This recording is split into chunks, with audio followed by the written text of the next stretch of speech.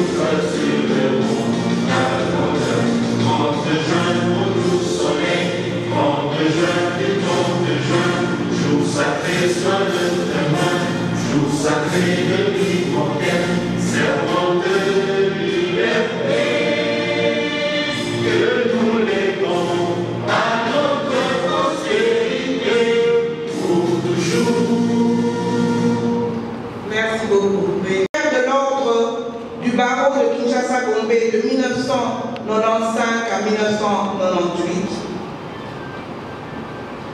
Il fut également conseiller juridique du ministre de la Culture et des Arts en novembre 2002.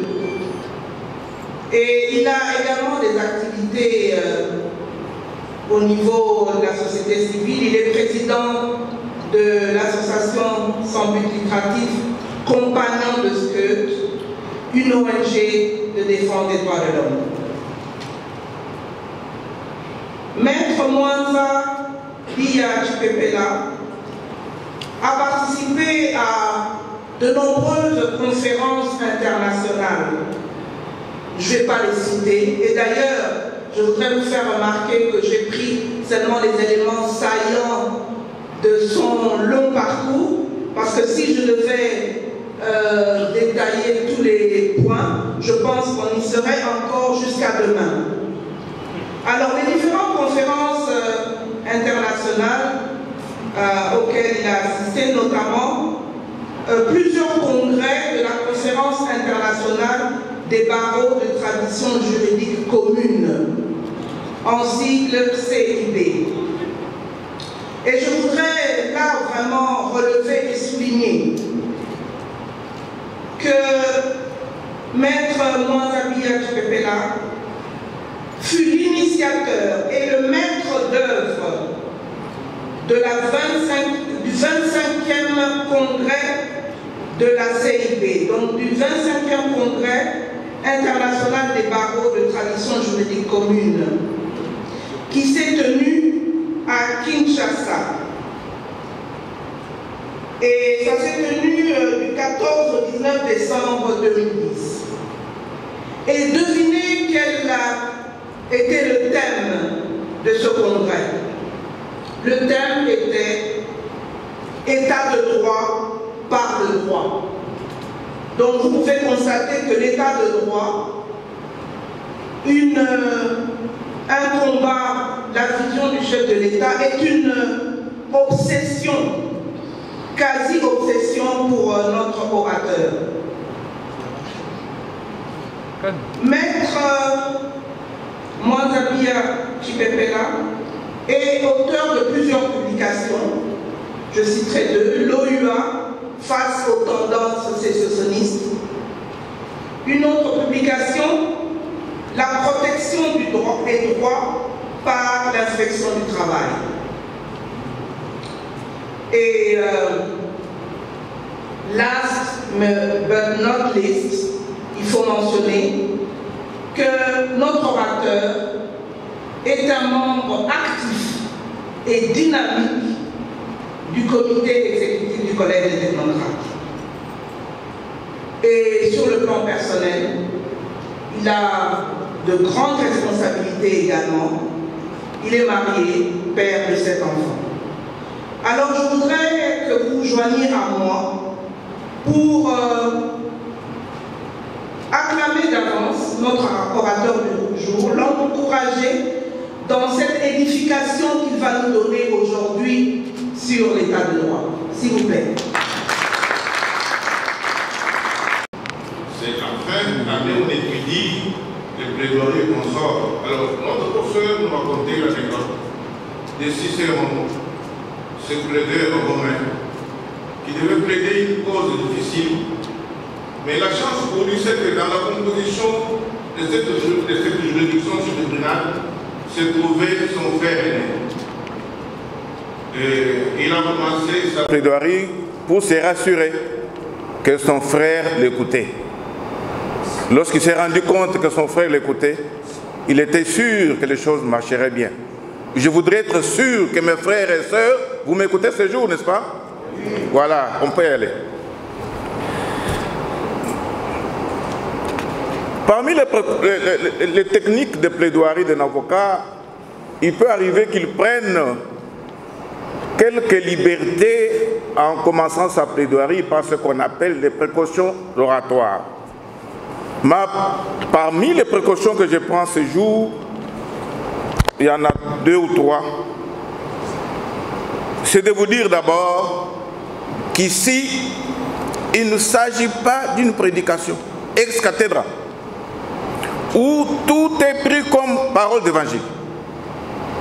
Première précaution. Deuxième précaution, il ne s'agit pas d'une déclaration politique avec des engagements. Ce n'est pas ça. Il ne s'agit pas d'un enseignement scientifique. Là, on est d'accord. J'écarte ça. Mais de quoi s'agit-il ici? Il s'agit d'une contribution citoyenne à l'action du chef de l'État, son Excellence Félix Antoine Tshilombo, pour le redressement de la situation du pays, de notre pays. C'est notre pays. De 2, il s'agit d'une réflexion socio-juridique sur les conditions d'établissement d'un état de droit et d'une véritable autorité de l'État. Réflexion tout simplement. Là, je suis donc dans la droite ligne de notre association Tshilum Kongabatu, Collège des technocrates, qui s'est donné comme ambition de réfléchir, d'initier, d'inventer, d'innover, proposer dans le but d'améliorer, d'atteindre un second niveau, un niveau suivant, un niveau supérieur. Mais on doit comprendre certains termes, parce qu'on parle de l'état de droit, de la nation, d'un pays. Il ressort de plusieurs combinaisons, de plusieurs ouvrages que nous lisons, pour comprendre le terme état de droit. L'État, c'est d'abord une entité juridique, formée de la réunion des 3 éléments constitutifs, qui sont la population, le territoire et l'autorité politique, et à laquelle est reconnue la qualité des sujets de droit, droit interne et droit international. Le terme droit est tout simplement l'ensemble de règles, de conduites socialement édictées et sanctionnées qui s'imposent aux membres de la société, aux membres d'une communauté. Chaque pays est dirigé ou soumis à des règles de droit. C'est les droits internes qui couvrent plusieurs domaines de la vie. Dans les rapports internationaux, il y a plusieurs règles qui s'imposent et cela constitue les droits internationaux. On n'est pas là pour ça. Aujourd'hui, le monde est envahi par la règle des droits. C'est la règle des droits qui régit les relations entre les nations, entre les entreprises, entre les individus, lors de la conclusion des contrats, entre les administrés et l'administration. C'est la règle des droits qui est devenue la base, le socle dans toutes nos relations humaines. Nous devons retenir cela.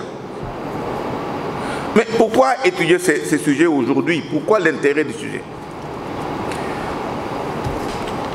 Maman Angèle vous a dit tout à l'heure que je suis très intéressé par l'état de droit qui fait l'objet de mes préoccupations, de mes recherches. Parce qu'en réfléchissant sur la situation de notre pays ou de l'Afrique en général, je me disais, mais qu'est-ce qui est à la base du recul, de la stagnation? Qu'est-ce qu'on peut proposer comme recette? Les causes sont multiples. Chacun d'entre nous en a. Les recettes également. Mais pour moi, je me suis arrêté à celle qui touche à l'homme congolais, dans la gestion de sa vie et de sa société. Parmi les causes, j'ai retenu l'égoïsme et l'indiscipline.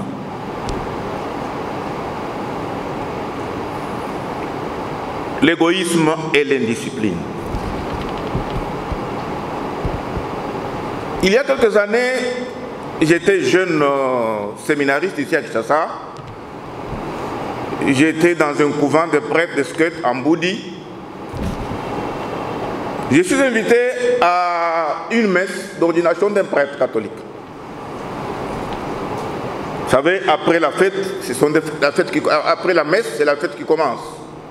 On vous installe à des tables, chacun choisit où on vous installe, et le repas est servi. On est à une table avec un monsieur. Nous nous servons le consistant, le foufou, le riz, la chikwanga qu'on sort, et puis arrive l'heure du dessert. On amène un gros gâteau sur un plateau. Pour cette table, nous étions à 10. Et lui se met à se servir. Il prend son couteau, il coupe la moitié. Il met dans son assiette en déclarant « J'aime beaucoup ça ». Nous sommes à 10. Lui prend la moitié. Donc les 9 vont se partager les 50% qui restent. Exemple banal. Mais c'est ça qui nous entraîne aujourd'hui. Dans nos comportements de tous les jours. C'est cet égoïsme-là qui provoque des intérêts immédiats et personnels dans la gestion de la chose publique. On voit d'abord ses besoins, ses soucis. J'aime beaucoup ça. Et les autres, n'aiment-ils pas ça? Ils sont venus vous accompagner. C'est souvent ça qui nous conduit. Qui nous conduit dans la tricherie. L'indiscipline. Le malheur pour nous, c'est que la nature que Dieu nous a donnée, qui est très belle, qui est encore fraîche, ne nous a pas permis de vivre dans une coercition depuis la jeunesse. On ne sait même pas quand on se réveille, on ne sait pas quand on dort, on n'a pas beaucoup de programmes précis. Et cela nous poursuit depuis la jeunesse jusqu'à l'âge de maturité. Et beaucoup accèdent à la gestion de la chose publique sans discipline. Sans discipline. Et on se retrouve là, indiscipliné. On ne sait pas ce qui est à soi, ce qui est à l'autre, ce qui est à l'État, à la communauté. On est dans une confusion totale. Moi-même, j'ai fait expérience de l'indiscipline. Je préfère donner ces exemples pour que ça ne soit pas un exposé où j'ai voulu des choses, mais je partage l'expérience. Le feu pasteur Chaoumba, l'école porte son nom. Le président Mobutu, le fait président Mobutu, voulait le récompenser. Et il lui achète une maison à Limete. Les papiers que j'avais à l'époque, ça fait plus de 20 ans que j'ai eu ce dossier-là, l'achat est fait par le gouvernement. Il va en mission pour prêcher l'évangile. Sa maison est envahie par les gens qui veulent l'occuper. Il vient me voir en pleurant. Moi j'étais jeune avocat, je n'avais que 5 ans de carrière. Je vois un vieux papa, un grand pasteur, il se met à genoux, il pleure et il prie en me disant, fils, aidez-moi à récupérer cette maison. Je suis vieux, je ne sais pas quand je vais mourir. Effectivement, il est mort quelques mois après, mais la maison, nous l'avons récupérée. Nous l'avons récupérée en plaidant sérieusement, en démontrant qu'il avait acquis normalement sa maison, en démontrant qu'il avait des titres, un certificat d'enregistrement. Et à l'époque, on n'avait pas besoin d'aller voir qui que ce soit. J'ai plaidé l'affaire, je dépose mes pièces, je disparais. Je reviens un mois après, le greffier me dit, mais maître, ton dossier est sorti, tu as abandonné, pourquoi? Je regarde, j'avais gagné le jugement. J'écris à l'avocat des gens qui occupaient la maison, il me dit, comme les jugements condamnent mes clients à déguerpir, ils vont déguerpir. Et ces clients sont sortis. Vous voyez comment ça fonctionne? Ils sont sortis. L'état de droit est arrivé, ils ont accepté le jugement, ils sont sortis. Et là, le pasteur n'avait qu'un fils, qui était médecin. Il apprend que dans son dossier, le dossier de son père, la maison de son père, il y a un avocat. Il me cherche, il me trouve. Et il me paye. Quand il me paye, je suis jeune, dans une indiscipline de gestion, je ne sais même pas qu'il m'avait payé une fortune. Quand je regarde aujourd'hui ce qu'il m'avait payé, je me rends compte que je pouvais acheter une grande concession vers Kinkole et Maluku. Mais cet argent-là, dans l'indiscipline, est parti. Et c'est souvent ça qui nous poursuit dans la vie. Devenu bâtonnier, j'ai compris que je gère des choses d'autrui. Les barreaux gérés dans la salle, il y a des avocats, il y a les bâtonniers, avec un conseil de l'ordre, des trésoriers, des secrétaires de l'ordre de consort. Un jour, je suis dans une situation exceptionnelle. Le trésorier est devenu membre du conseil d'administration de l'ONATRA. Son adjoint décide d'aller se marier dans les Bandundu. Le secrétaire, non, le caissier va au deuil de sa mère à Lubumbashi. Je reste seul, sans un membre qui gère avec moi. Et les trésoriers et son adjoint et les caissiers décident de mettre dans une enveloppe un montant de 7 000 $. J'ai encore les chiffres. Bâtonnier, nous partons, cet argent est là pour les besoins du barreau. Bon, j'avais un bureau, il y avait beaucoup d'étagères, beaucoup de tiroirs. Et j'ai dit au caissier, dépose quelque part dans un tiroir. Ils sont partis. 2 semaines après, ils reviennent. Alors, ils sont tous gênés de me poser... Parce que les bâtonniers, c'est bâtonniers. Tous les égards, pour les bâtonniers, ne posent pas de questions. Et les caissiers arrivent. Monsieur bâtonnier, mais on vous avait laissé une enveloppe pour la gestion. Moi, je dis, s'il avait mis où? Dans un tiroir. Regarde, il ouvre, son enveloppe est là, dans l'intégralité. Il me dit, mais tout l'argent est là, mais je n'avais pas de besoin d'argent pour les barreaux. Il prend l'argent, tout le monde est étonné. Je ne dis pas que je suis un saint. J'ai dit que dans la discipline de gestion, dans le respect du bien d'autrui, on peut vivre correctement et faire les choses de manière propre. Et c'est là le grand problème. Lorsqu'aujourd'hui, on constate ce qui nous arrive, on s'est dit, on a perdu la boussole. Alors, devant cette situation, la recette, c'est la règle des droits. La règle des droits est la seule voie qui nous permettra de nous organiser.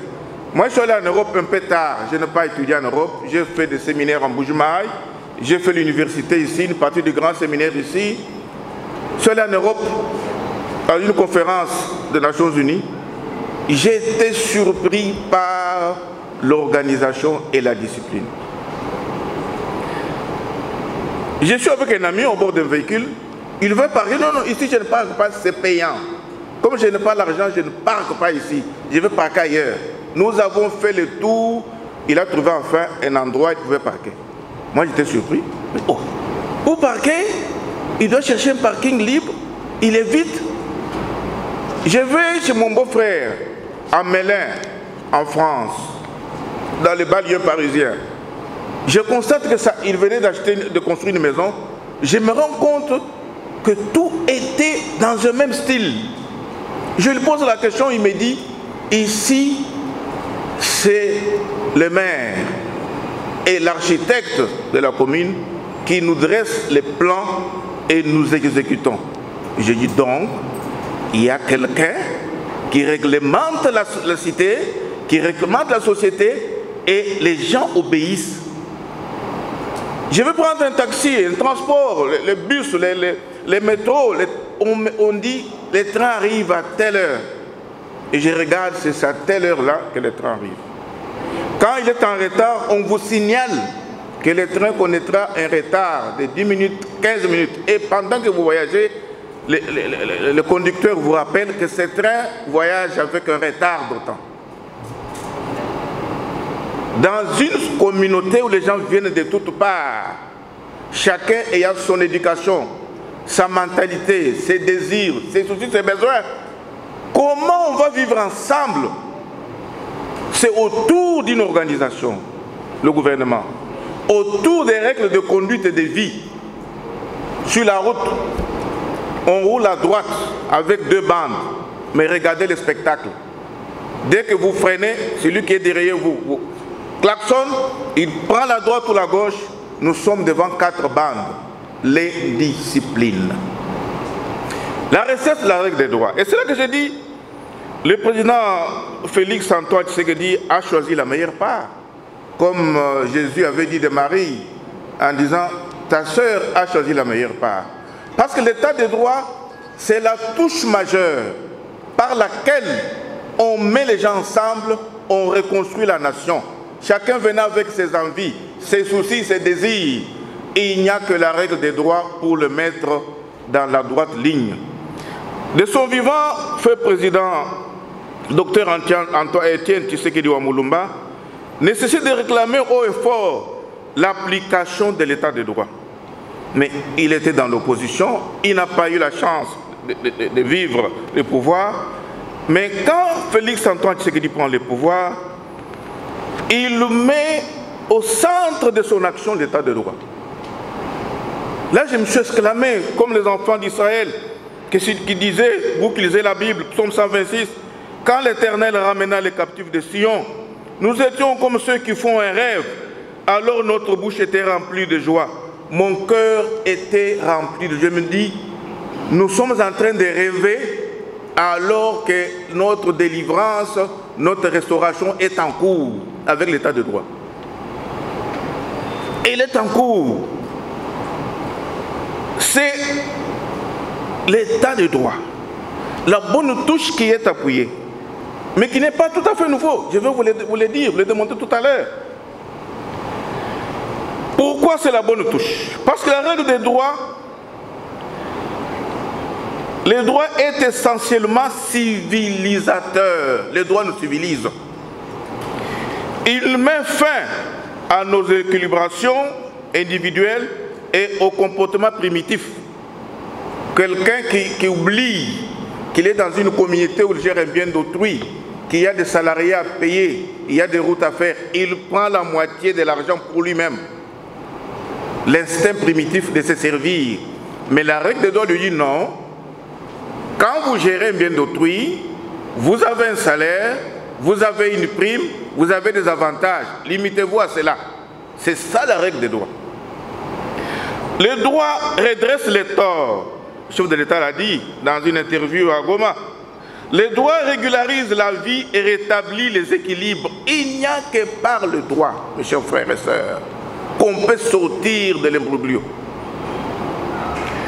Certainement, on dit nul n'est au-dessus de la loi. Ni n'est censé ignorer la loi. La loi est dure, mais c'est la loi. Tous égaux devant la loi. En France, il y a une semaine, le ministre de la Justice, avocat, un grand avocat, lui-même a dit, je ne suis pas au-dessus de la loi, mise en examen. Parce qu'on suppose qu'il a intérêt dans quelque chose de privé alors qu'il n'aurait pas dû gérer ça. Et on le met en examen. L'état de droit. Mais chez nous, on souffre, on transpire pour mettre en cause une autorité. Les magistrats souffrent, ils transpirent. Vous connaissez l'actualité. Tous les jours, vous suivez ça.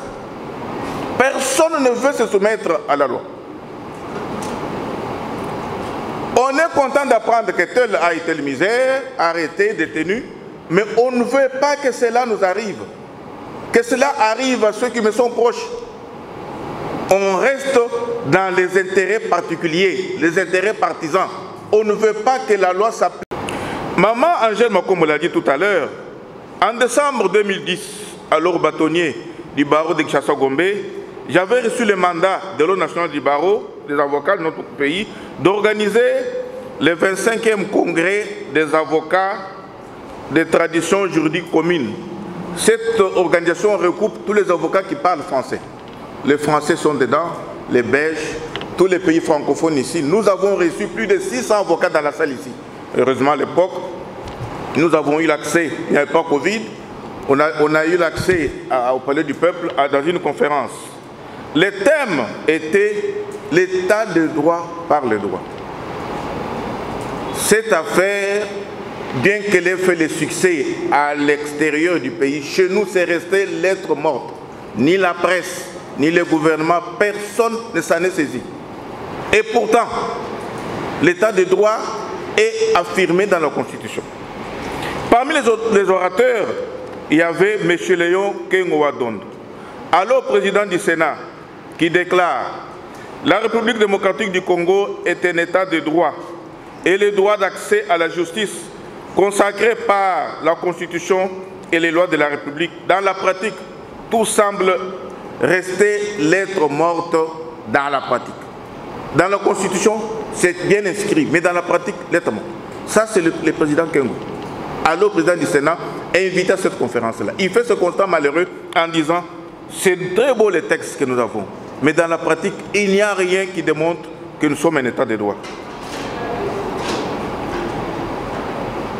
C'est ainsi que nous devons être dans la joie. Dans la joie de constater que le chef de l'État a choisi de faire de l'état de droit son centre de préoccupation. Et dans notre Constitution, vous vous rendez compte que plusieurs titres, d'ailleurs le deuxième titre est consacré aux droits de l'homme. Donc la primauté à l'homme, la primauté aux droits de l'homme. Mais dans la pratique, on s'est rendu compte qu'on était en train de faire le tour du pot. Là, c'est l'exposé. J'ai fait un petit décor de la situation pour que vous compreniez pourquoi l'état de droit d'avenir, pourquoi la règle des droits, quelle est la situation que nous avons. Mais quels sont les principes majeurs? Parce qu'il y en a plusieurs. Quels sont les principes majeurs de l'état de droit?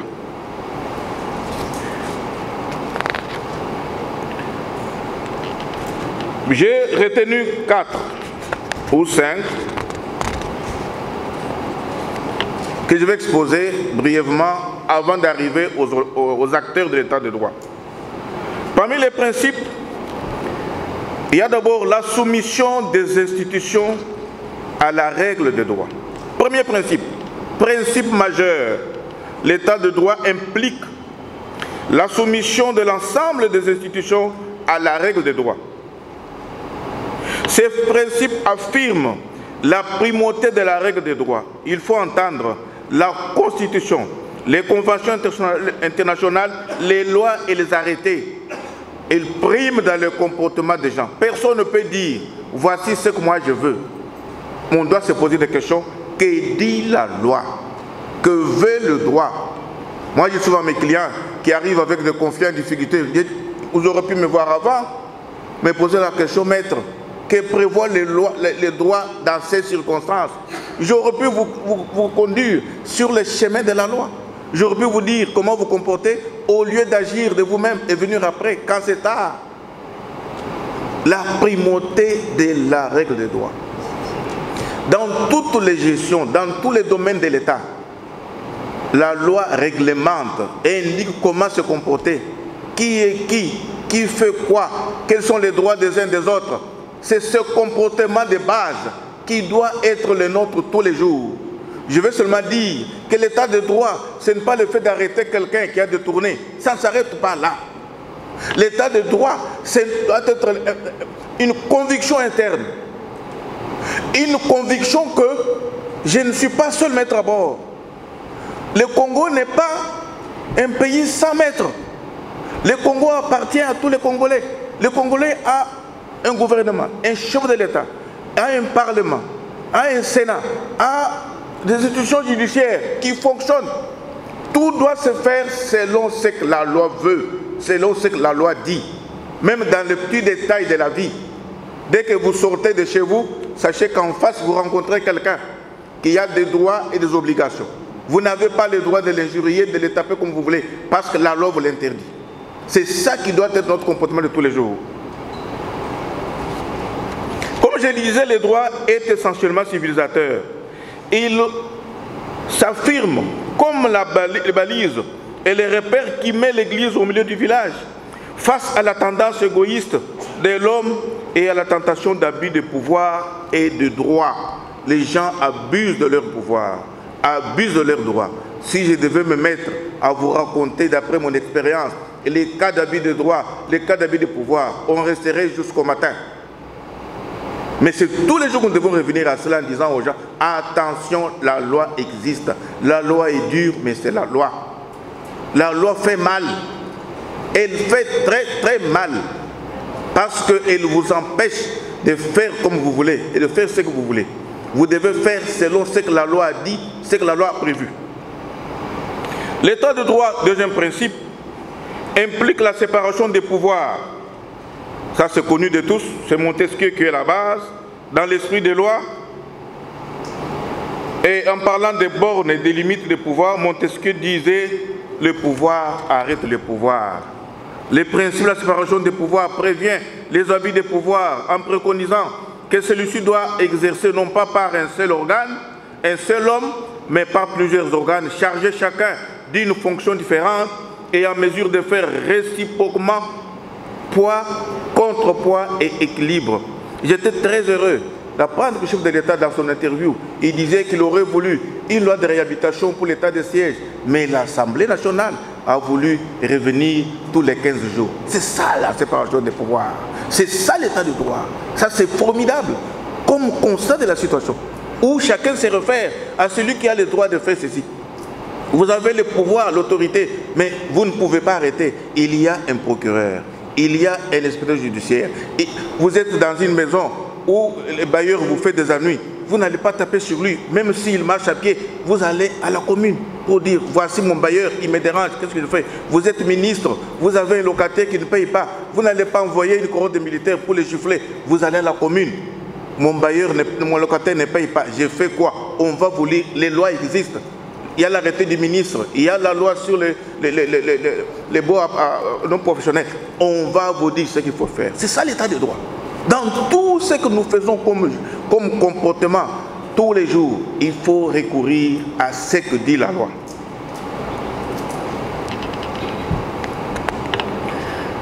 Troisième principe, c'est le libre exercice des droits de l'homme et des libertés fondamentales, ainsi que la légalité devant la loi. La Déclaration universelle des droits de l'homme du 10 décembre 1948 est connue de tous. Elle est complétée par des instruments internationaux, les pactes internationaux relatifs aux droits économiques, sociaux et culturels et les pactes internationaux relatifs aux droits civils et politiques. L'état de droit dans un pays doit garantir la promotion des droits fondamentaux des citoyens afin de favoriser un climat d'épanouissement de peuple et le développement intégral. Quatrième principe, l'état de droit implique le renforcement de l'indépendance de la magistrature, la liberté du barreau et la promotion d'une justice efficace à tous. L'indépendance de la justice. Le chef de l'État est revenu plusieurs fois là-dessus. Quand vous lisez notre Constitution, L'article 149 est clair. Le pouvoir judiciaire est indépendant du pouvoir législatif et du pouvoir exécutif. Quand vous allez dans l'organisation de la justice, la loi organique numéro 6/020, 10 octobre 2006, fixe les statuts de magistrats. Et là, vous voyez comment les choses sont claires. Les choses sont claires pour que le magistrat se retrouve dans son travail, dans ce qu'il fait. Les conditions sont posées de manière à permettre à l'accès à la justice se fasse de manière correcte et propre. Puisqu'on parle de la justice, j'aime toujours ces passages bibliques. Excusez-moi, je ne suis pas pasteur, mais j'aime souvent revenir à ces passages pour faire comprendre comment le monde évolue et ce que nous faisons aujourd'hui a été fait hier. Et tire ses sources de quelque part. Ceux qui l'ont bien fait ont réussi à le faire. C'est lorsque le beau-père de Moïse rencontre son beau-fils qui était en train de juger du matin au soir. Il lui dit, mais là tu te fatigues mon beau-fils. Choisis parmi le peuple des gens capables, les gens compétents, les gens qui détestent la corruption, les gens qui sont en mesure. Vous les regroupez en groupe. Un chef pour 100, un chef pour 500, un chef pour 1000. Ils peuvent juger à leur niveau et vous faire les rapports. Il vous appartiendra alors vous-même de juger les grandes causes et de conduire le peuple vers Dieu. C'est ça l'organisation de la justice. Et elle est semblable à ce que nous faisons aujourd'hui. De sorte que quand vous avez dans un pays où cela est organisé, vous vous rendez compte que les choses marchent, même si les activités humaines, l'action humaine a toujours des failles quelque part, mais d'une manière générale, les choses sont organisées pour que le peuple puisse s'épanouir. S'agissant du barreau, la loi sur le barreau, bon, il y a une nouvelle loi, on n'y a pas encore accès, il a été promulgué, mais les noms ne sont pas encore publiés. Le barreau est organisé de manière indépendante. Moi, j'ai géré le barreau pendant 10 ans. Je n'ai pas vu quelque part où on m'a fait injonction pour ceci, pour cela. Les avocats de mon barreau, certains sont dans la salle, d'autres sont dans la cité tous les jours ici. Ils peuvent vous rendre témoignage. Nous avons fonctionné correctement et nous avons fait des choses pouvant permettre au barreau de jouer son véritable rôle. Grâce à la justice, il y a bannissement du recours à la force, de l'imposition et de la dictature pour laisser place à l'émergence des vertus de la promotion et de la défense du respect des droits fondamentaux des citoyens reconnus par la Constitution, les lois du pays, ainsi que les instruments internationaux. Là, parmi les principes, il y a la justice dans son indépendance qui doit jouer son véritable rôle. La justice doit être affirmée et reconnue comme le rempart de tous. Elle est la mesure de l'égalité et de la dignité humaine. Elle protège l'honneur de la société, de la communauté, du pays et des individus. La justice élève une nation. C'est par la justice que les gens accèdent à la paix sociale. Parce qu'on sait que je peux me réveiller un bon matin, travailler, gagner de l'argent, acheter un bien, sans qu'un plus fort vienne me l'arracher un matin. Et même si quelqu'un se mettait à arracher mon bien, j'irai vers les remparts. J'irai voir les juges. J'irai voir l'inspecteur judiciaire et mes droits seront reconnus et rétablis. C'est ça qui fait l'honneur d'une société. Souvenez-vous, pour ceux qui connaissent l'histoire du pays, l'Union européenne, à l'époque de 1+4, a fait faire l'état des lieux de la justice. Et pour y arriver, elle avait imposé, peut-être ça existe encore toujours, la sécurité juridique et judiciaire, en disant, vous voulez qu'on amène les investisseurs au Congo? Est-ce qu'il y a les garanties judiciaires? Est-ce qu'il y a les garanties de droit que celui qui va investir ne sera pas victime de violences? Des gens ne viendront pas lui arracher son argent, lui arracher son bien. Et lorsque cela peut arriver, est-ce que l'investisseur est-il sûr d'aller devant un juge et d'obtenir récupération ou réparation? Sécurité juridique et judiciaire. Ces choses, nous les disons, Mais c'est ça même le fondement d'un pays, d'une communauté, d'une nation. Quand vous êtes là, vous êtes sûr que rien ne m'arrivera, sauf si je commets un tort volontairement. Et que quand on m'intégrera dans mes droits, j'irai me plaindre et je vais récupérer mes droits. On va reconnaître que c'est moi le propriétaire. C'est ça qui fait développer le peuple. Parce que quand quelqu'un est sûr de ça, il travaille dans la paix. C'est ça la paix sociale. Il sait que je peux investir. Il sait qu'il peut appeler son frère, son ami qui est loin en disant venez, venez, nous allons construire. Il y a la paix, il y a la joie, il y a la sécurité. Personne ne peut vous inquiéter. Mais pourquoi les gens fuient le Congo, ils vont ailleurs? Dès qu'ils arrivent, ils s'exclament que c'est beau. Ils reçoivent une indemnité, ils peuvent manger. Mais ces gens-là ont souffert pour arriver à la paix, à la stabilité que nous admirons ce jour. Ils ont souffert. À l'époque, il y avait des seigneurs qui circulaient dans le village, qui arrachaient les biens des uns des autres, qui s'installaient dans le coffre, ils montaient des grandes maisons. Aujourd'hui, quand vous avez les reportages, vous voyez les grandes villas, les maisons abandonnées dans le village. Ces gens-là, c'était ceux qui venaient, qui arrachaient les biens des autres. Mais aujourd'hui, tout le monde s'est mis d'accord en disant non, on arrête. On se met autour d'un chef, autour de la loi, autour du droit pour organiser la cité. Même l'Union européenne, dans ses statuts, dans les traités sur l'Union européenne, l'article 6 vous dit l'Union est fondée sur les principes de l'état de droit qui est commun aux États membres. Donc ce n'est pas une invention du Congo, ce n'est pas une invention du président Félix Tshisekedi, mais c'est ça le fondement majeur d'une société. C'est ça la clé majeure qui permet à la société de s'organiser, de se stabiliser et de se développer. Quand vous n'avez pas le droit comme règle de vie, vous êtes laissé à vous-même. Les esprits supérieurs existent, les esprits méchants existent. Ils viendront dans leur méchanceté, dans leur supériorité, vous imposer, vous arracher les biens. Moi j'ai vu en Bushmaï, où j'ai grandi, les gens qui faisaient les diamants, combien ont perdu des millions de dollars? Vous allez creuser toute la nuit, 1 mois, 2 mois. Quand vous sortez de là, on vous arrache votre pierre. Personne pour vous aider à récupérer. Personne.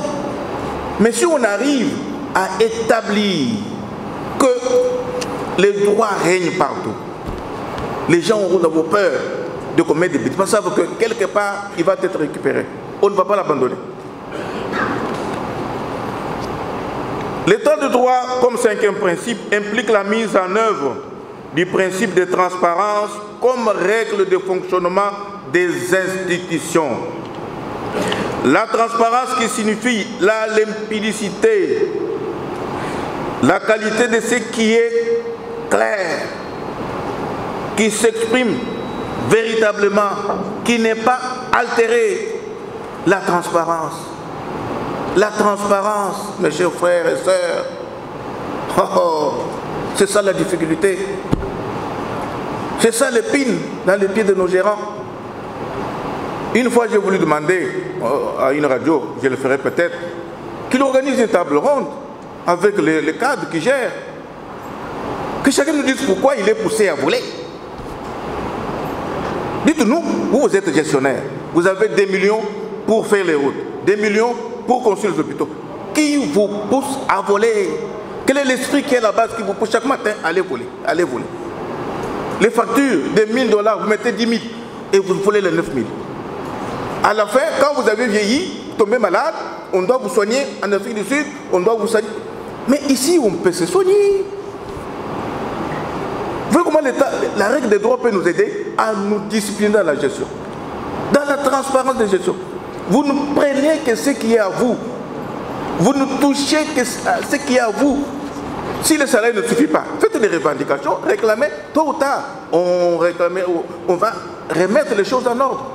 Mais lorsque vous faites votre facture, vous prenez l'argent de l'État, vous avez 5 hôtels, 5 maisons, 5 villas, mais vous êtes qu'un individu.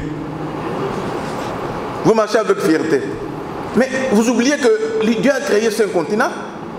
Vous n'habitez pas sur un continent, vous n'êtes qu'au Congo, vous n'êtes qu'en Afrique. Et en Afrique là, vous n'êtes qu'au Congo, vous n'êtes pas dans toute l'Afrique du Sud est là, l'Éthiopie est là, mais vous n'êtes qu'au Congo.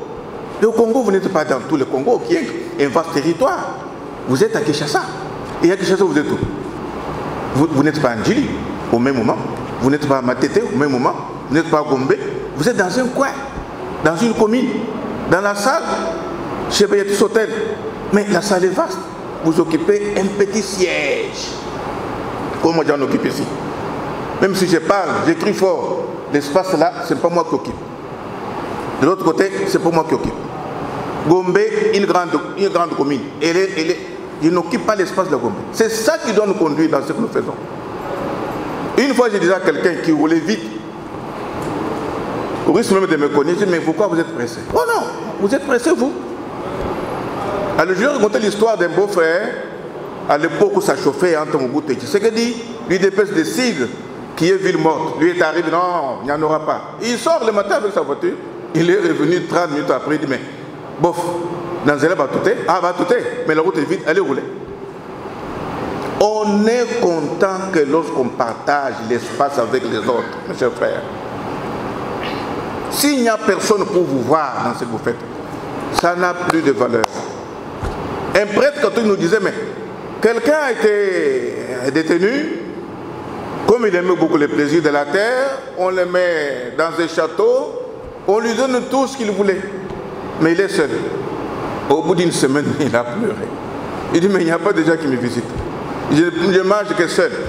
Ça veut dire que notre bonheur, c'est un bonheur partagé.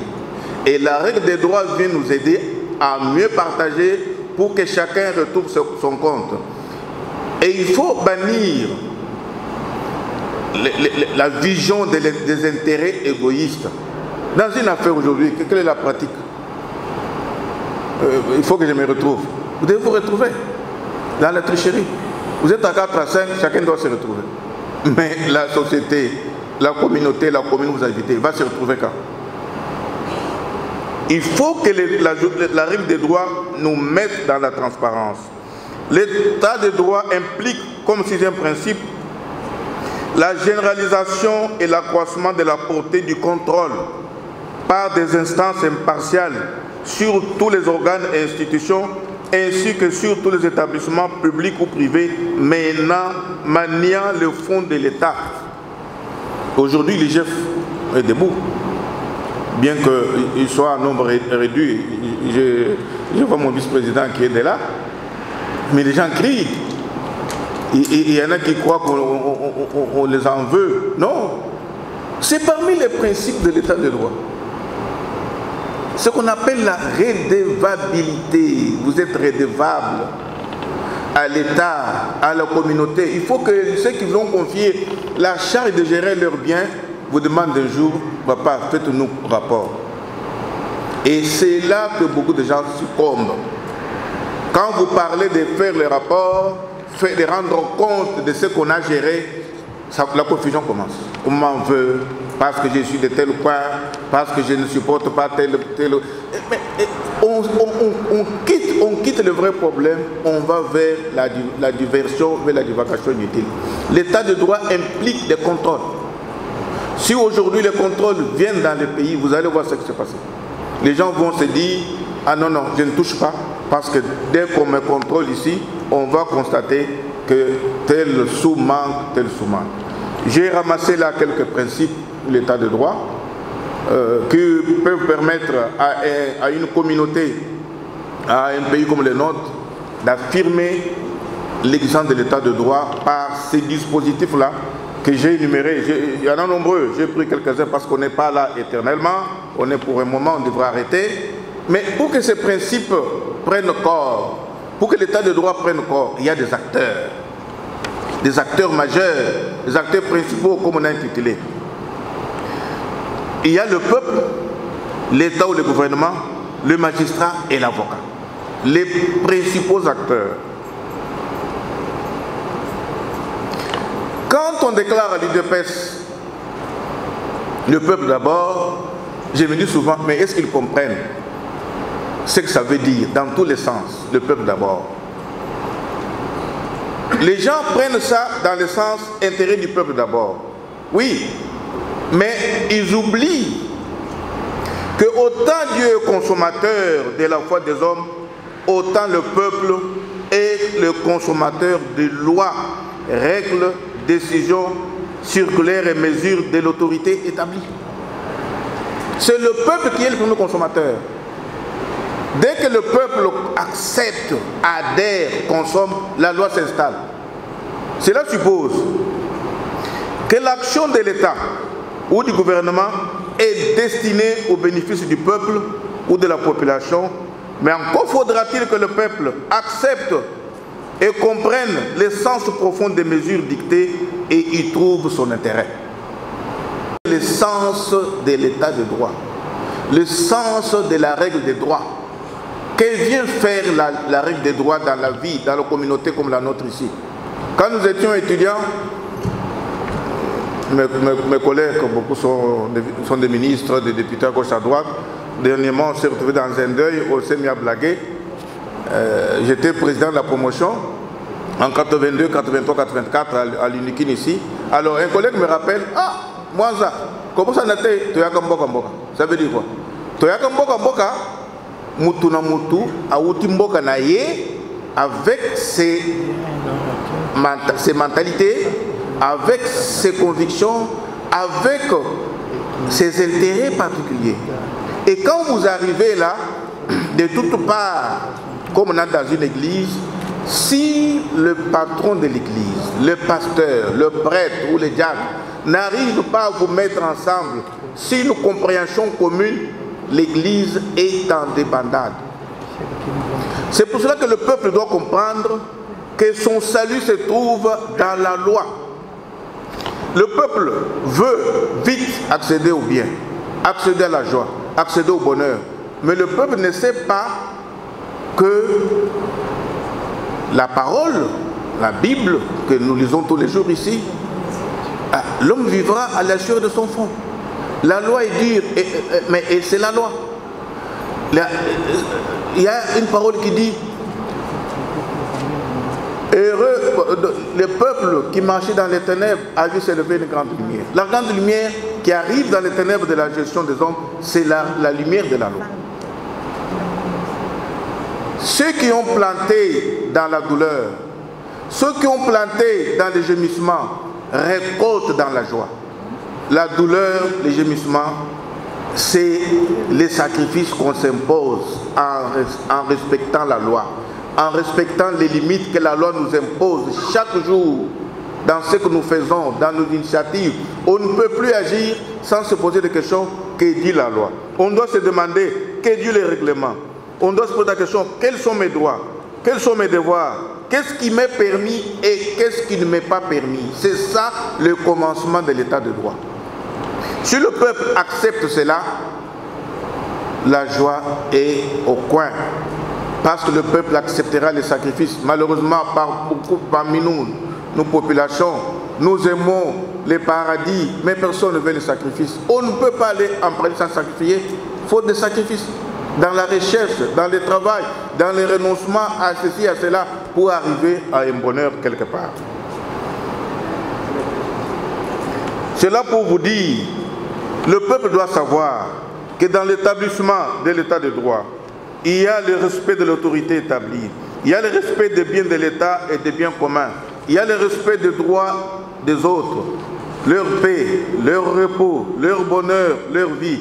Il y a la gestion correcte des biens dont la charge lui est confiée, l'obéissance aux lois, aux règles de l'État.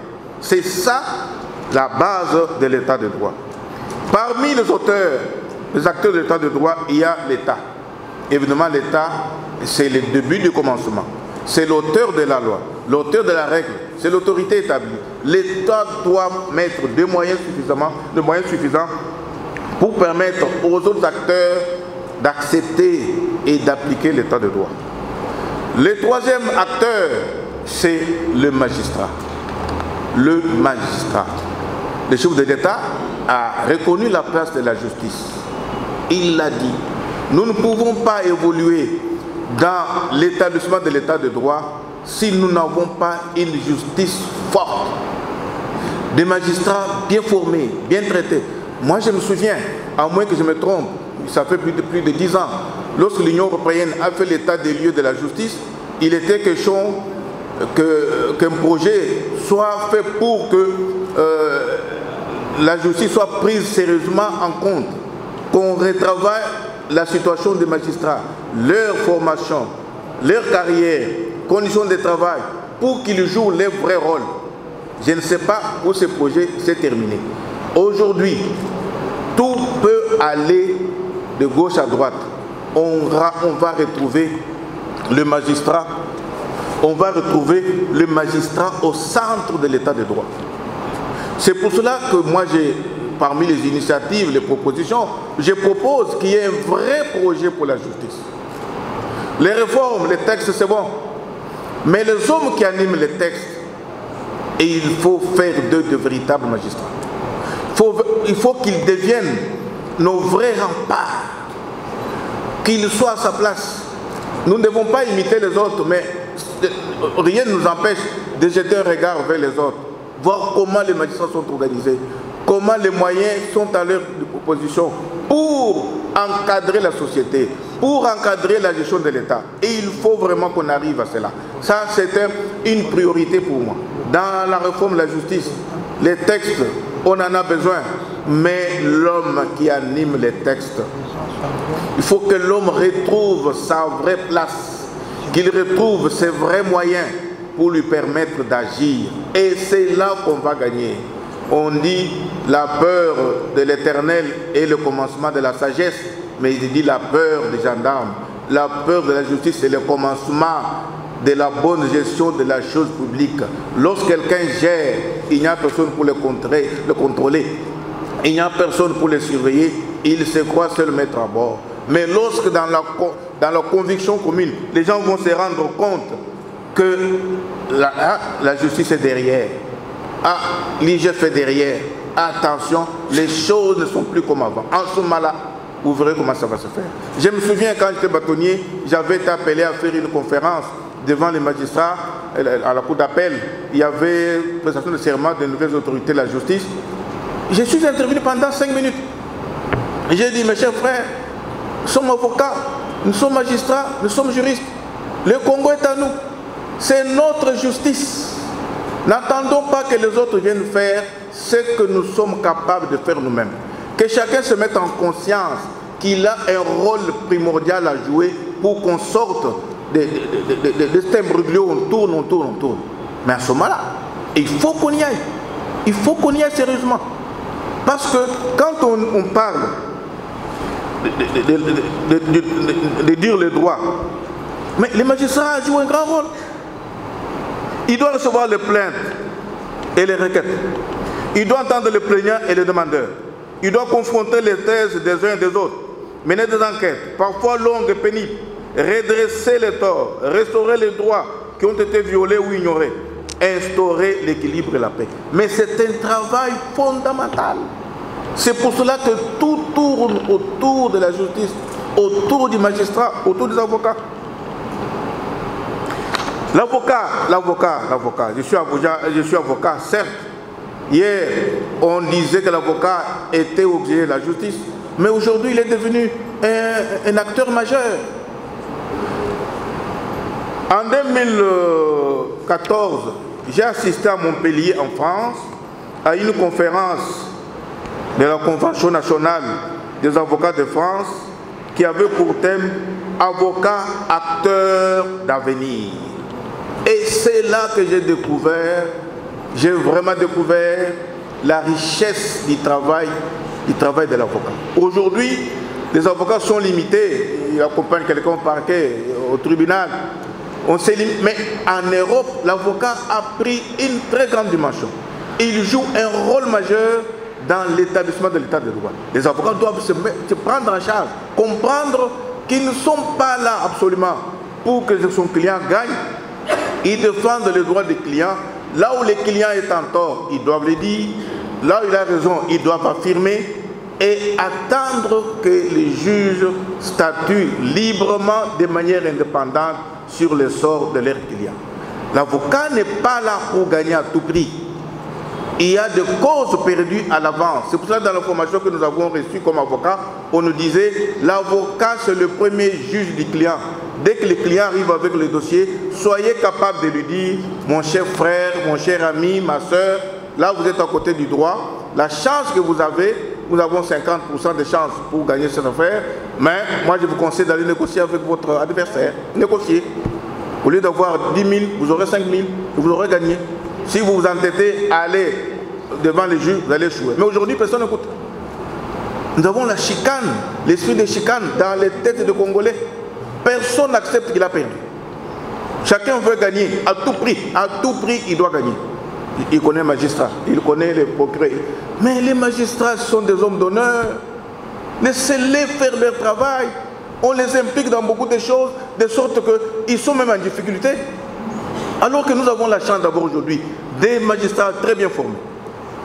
Une fois j'étais dans un cabinet de magistrat, je ne cite pas son nom, mais moi-même j'étais gêné de voir ça sortait la science. Quand on a discuté avec lui, je sentais qu'il y avait quelque chose de fort qui venait de ces magistrats-là. Il me montre ses publications. J'ai acheté un ouvrage, j'ai dit mais félicitations, je ne savais pas que vous aviez atteint ce niveau de réflexion, ce niveau de travail. Nous étions dans une conférence en formation de droit au Ouada au Bénin. Les magistrats sont arrivés, un magistrat est venu pour nous donner une conférence. On était avec d'autres magistrats, des collègues, des avocats. Et un magistrat me dit, bâtonniez-moi ça. Mais qu'est-ce qui nous empêche, nous au Congo, d'atteindre le niveau ici des magistrats béninois? Moi je dis non, nous sommes capables. Vous avez des bons magistrats parmi nous, mais il faut que chacun se mette au travail. Il faut que les avocats se mettent au travail, que chacun comprenne qu'est-ce qu'il est capable de faire.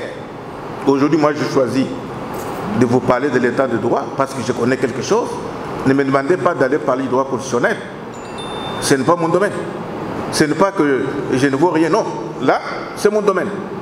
J'ai fait cette conférence il y a en 2010 avec les avocats du monde qui étaient venus auprès du peuple. Nous avons échangé avec eux. Et je sais ce que c'est que l'état de droit. Parce que j'ai visité, j'ai vu où est-ce que l'état de droit peut mener une société lorsque cet état de droit est appliqué correctement. C'est pourquoi j'ai dit, l'heure est arrivée de partager avec mes frères mon expérience pour dire que l'état de droit est la clé majeure qui ouvre la voie de la stabilité et du développement.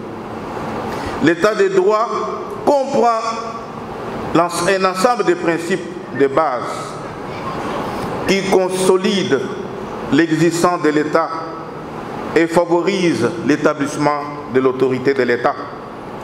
Selon les rapports de la CAGE, je ne vois pas les gens de la CAGE dans la salle, Maître Georges Kapiamba, un ami, un avocat comme moi, dans l'Association pour l'accès à la justice, et ils disent que l'État de droit se construit autour de 6 piliers: la légalité, la sécurité juridique, la prévention de l'abus du pouvoir, la redevabilité, l'égalité devant la loi et l'accès à la justice. J'ai repris ça dans mon texte. Là, je suis en train d'aller vers la fin de mon intervention. Je conclue en disant, c'est d'abord le peuple, les destinataires des règles, qui par la culture de la discipline, la culture du respect des règles, contribue à l'établissement de l'état de droit. C'est l'État ou le gouvernement qui doit investir les moyens suffisants pour la vulgarisation des règles et leur application. C'est surtout la charge des cadres de l'État, les acteurs de la justice et les agents des entreprises de l'État qui les gèrent selon les règles établies. En tant qu'individus, nous sommes tous responsables. Indignons-nous à la manière de Stéphane Hessel. Réveillons-nous pour faire harakiri. Harakiri, c'est le japonais, on se tue. Tuons les vieils hommes qui sont en nous. Tuons l'homme qui nous pousse à mal gérer, qui nous pousse à voler. Réveillons-nous, mes chers frères. Indignons-nous contre l'injustice et l'impunité. Indignons-nous contre la corruption et les détournements. Indignons-nous contre la mauvaise gérance et la gabegie financière. Mettons-nous debout comme un seul homme pour accompagner les chefs de l'État, Félix Antoine Tshisekedi, dans la construction d'un véritable État de droit. Construire un pays où règne la paix et la justice, un pays où coule le lait et le miel. Je vous remercie.